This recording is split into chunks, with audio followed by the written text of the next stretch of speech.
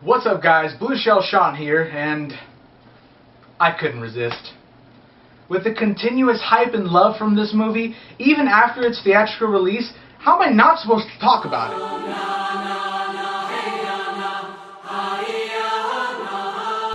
With pretty good success from Tangled and Wreck-It Ralph, Disney Animated Studios created and released this now household name, Frozen. To be honest though, when I saw the commercials on TV, I didn't think it was going to explode into what it's become today. And seeing how this is arguably one of the best animated films since Beauty and the Beast, and since I'm not one of the top critics for followers to tell me no, I get to drain the last drops of blood from this bandwagon. So, without further ado, this is Frozen. We open on, surprisingly enough, an aura that I haven't felt in quite some time. A feeling of enchantment and magic. With the Disney sequence and movie title blanketed by this interesting song, I found myself already feeling like a kid all over again. The first scene in the movie is a bunch of Icemen hard at work, singing a manly tune of manliness. Which, by the way, why in the world is this song completely overlooked? So cut through the heart, cold and clear, strike for love and strike for fear. So naturally, after that manly scene, we cut to the Castle of Adorableness, where we're introduced to our two main characters, Anna and Elsa. The two stay up late to play, using Elsa's magical ice powers. And yes, I know what you're all thinking. A person born with mysterious element-like powers that can become unbelievably strong, getting outcast by her peers as well as internally struggling to stay in control.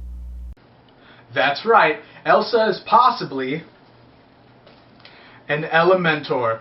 Pick up your copy of Elementor Colossal Downfall on Amazon and Barnes & Noble. But during their playtime, it seems Anna gets too excited in the snow, and Elsa can't keep up. Oh! Let's see that again! Headshot. The king and queen take quick measures to ensure their daughter's safety, traveling to magical trolls for aid.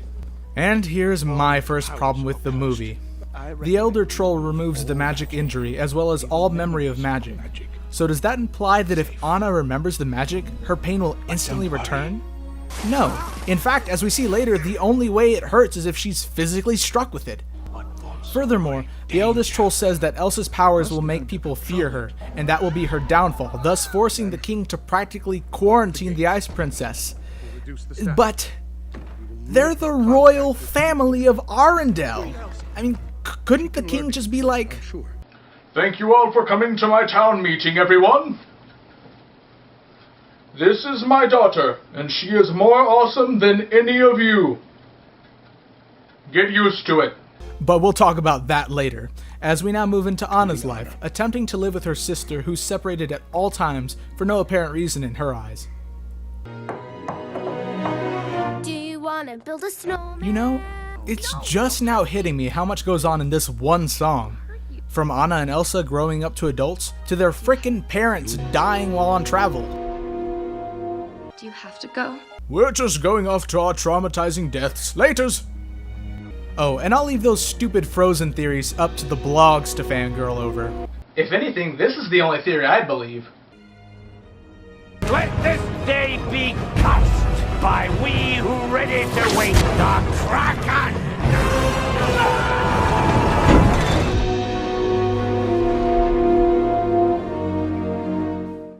He is the sea.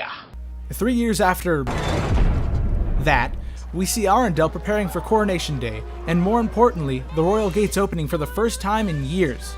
It's here where we're introduced and reintroduced to some of the supporting cast, as well as see Anna and Elsa's reactions to the impending events. In song, of course. There'll be music. Yeah. This song is everything you'd expect a good Disney song to be, but I just have one problem with it. How in the world did that headpiece land straight up on that cake? How come I don't see theories on that? While out and about singing, Anna runs into a charming young fellow named Hans, who just so happens to be a polite and kind prince with the cliché Disney horse side character. Yeah, he seems nice enough, right? So we get to Coronation, everything goes well, and we celebrate with a big royal party, where the Duke of Weaseltown Weselton! tries to exploit any secrets about Arendelle. So great to have the gates open. Why did they shut them in the first place? Do you know the reason? Anna also bumps into Hans, or rather gets bumped into Hans, and the two go through a night of off-screen dialogue, a duet number, and a proposal. Oh joy. May I talk to you, please? Alone? No. Whatever you have to say, you can say to both of us. Fine. You can't marry a man you just met.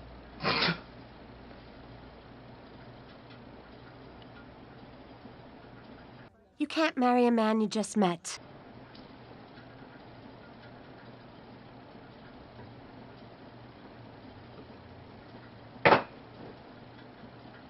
Naturally, Anna and Elsa argue over what some would call double standard. The argument escalates until it reaches freezing point and Elsa reveals her powers accidentally. Out of fear from what the people might do, she flees into the mountains. Little does she realize that in her escape, she freezes the entire everything, turning Arendelle into a forever winter. And yes, this is the scene that everybody knows, even if they haven't seen the movie. The famous Let It Go piece. Conceal, don't feel, don't let them know. Well, now they know. Let it go, let it go. Can't hold it back anymore. Let 'em burn, let 'em burn. My name is Scorpion. I don't care what they're going to squirrel. Master's bread is gone. My grades never bothered me anyway. While Elsa pulls off an isolation of Dr. Manhattan levels, Anna feels it's her duty to go after her and thaw this eternal winter. Of course, none of it would have happened if she just told me her secret. Hey movie, I agree with you 100%. So Anna finds refuge during her search in this place, where she's introduced to Kristoff and Sven.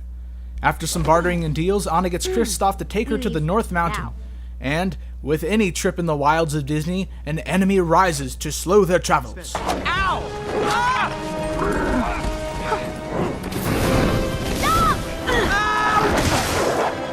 Oh, it's good to see the wolf from Beauty and the Beast got a cameo. So after nearly escaping Team Jacob, our heroes continue toward the North Mountain, where on the way they encounter...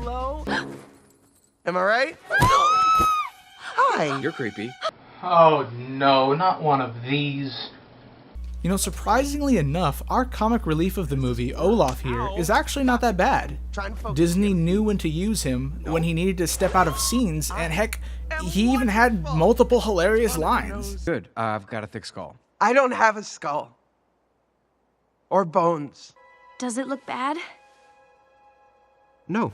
You hesitated. Winter's a good time to stay in and cuddle, but put me in summer and I'll be a happy snowman. Meanwhile, back in Arendelle, the fight to survive the freezing temperatures is on, with brave Hans leading the way. Has it dawned on you that your princess may be conspiring with a wicked sorceress to destroy us all? Do not question the princess.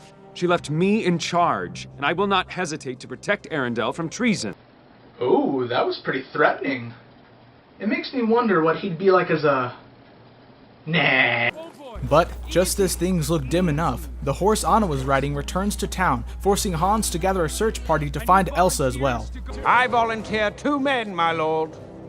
Be prepared for anything, and should you encounter the Queen, you are to put an end to this winter.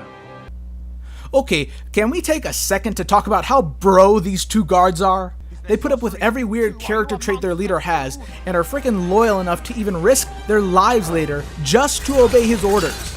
Seriously, antagonists or not, someone give those 2 a cookie or something. So our main group reaches Elsa's palace, where Anna tries to talk some sense into her all-powerful sister. So we were so close. We can be like that again. Killtrocity. And this scene leads to quite possibly the best song in the entire movie. The flow from Anna's peaceful pleas to Elsa's internal chaos while the orchestra builds and builds just gives me chills every time I listen to it. Please, you'll only make it worse.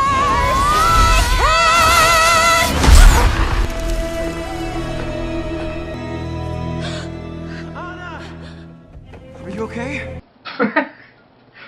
Was that really necessary? So with Anna injured again, Kristoff takes her to the trolls to see if she can be healed once more. But the eldest troll tells them that only an act of true love will thaw her injured heart. And trust me, I'm coming back to the subject in a bit. So they race to Arendelle to get a smooching from Hans.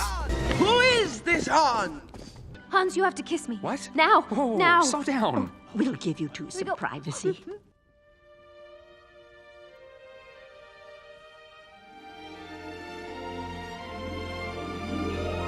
And here we go. Oh, Anna. If only there was someone out there who loved you. I'm not gonna lie, despite this being a pretty good twist, I actually enjoy him more showing his true colors, merely because he instantly turns complete diabolical mode. I can almost feel the Disney writers grinning with pride through this scene. So in a ridiculous climax, Elsa escapes imprisonment, Hans chases her with the intent to kill, Kristoff runs back to show his love for Anna, and Olaf randomly appears out of nowhere to save Anna from completely freezing. Alright, we'll just take it all in, Disney. The scenes eventually mesh together with all of our main characters outside on the ice, each rushing towards their destinies.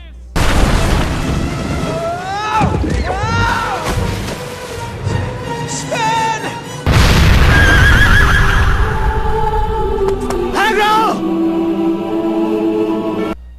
Nah, I'm kidding, Sven's fine. Finally, Kristoff and Anna are in eyesight of each other, but the sight of Elsa about to be cut down leaves Anna torn.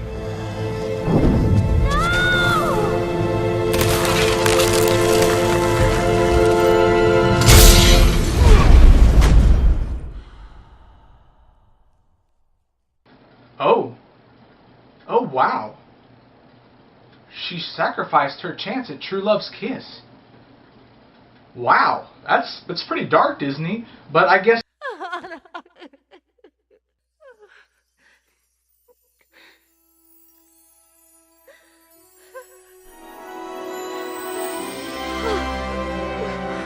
Anna? What? You sacrificed yourself for me? I love you. An act of true love will thaw a frozen heart. I'm sorry. I'm really sorry. I'm gonna be that guy and say no. Before you get mad at me, here's why I don't agree with this.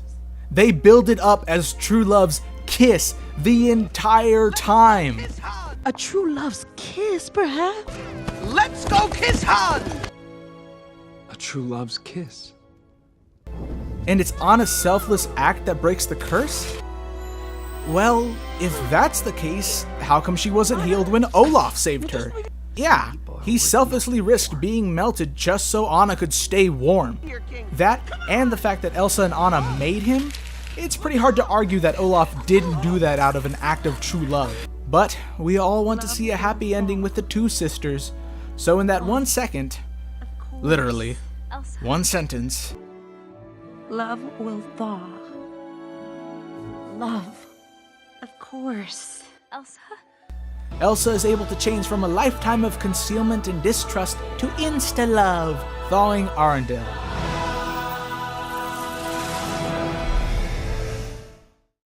I'd say it's a lot to buy, but it's Disney. It really isn't.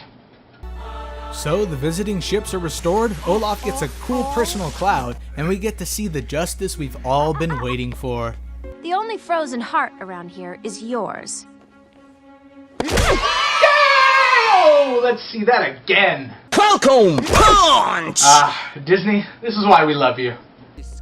With everything in order again, the different regions return to their homes, and Arendelle celebrates their glorious return of summer with... more ice. Huh. So that was Frozen, and was it worth the watch? Heck yeah! Naturally, it's not a perfect movie, but if I'm being honest, the environment and characters envelop you in their beautiful world and enchanting tale, easily balancing out very few flaws of the film. It's a wonderful movie that is definitely worth more than one watch. And that's all for Frozen. Thanks for watching, and don't forget to subscribe. I'm Blue Shell Sean, and if you'll excuse me, I'm gonna go find a lady friend for some Frozen duets. Love is an open door.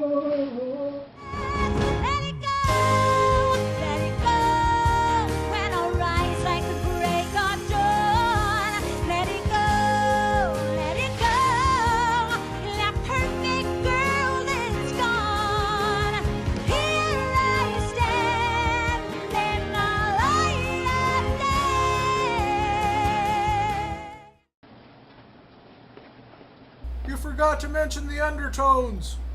Huh? You forgot to mention the social modern undertones of the movie. Oh, yeah. Yeah, I got nothing.